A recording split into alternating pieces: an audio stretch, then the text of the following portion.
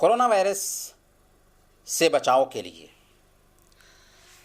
روحانی علاج میں سے ایک اہم علاج دعا کا اہتمام کرنا ہے، اور ان دعاؤں میں سے ایک دعا ہے حضرت یونس علیہ السلام کی دعا، لا الہ الا انت سبحانک انی کنت من الظالمین۔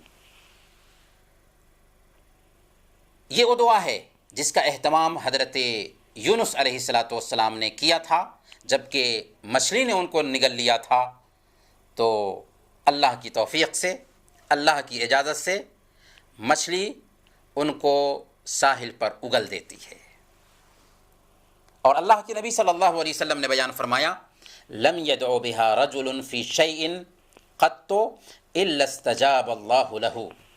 جو بندہ بھی اس دعا کے ذریعہ کسی بھی مصیبت میں اللہ سے مانگتا ہے تو اللہ رب العالمین اس کی دعا قبول فرماتے ہیں۔ دعا کیا ہے؟ لا الہ الا انت سبحانک انی کنت من الظالمین۔ برت کے دیکھیے۔ وصلی اللہ علی نبینا محمد وعلی آلہ وصحبہ اجمعین۔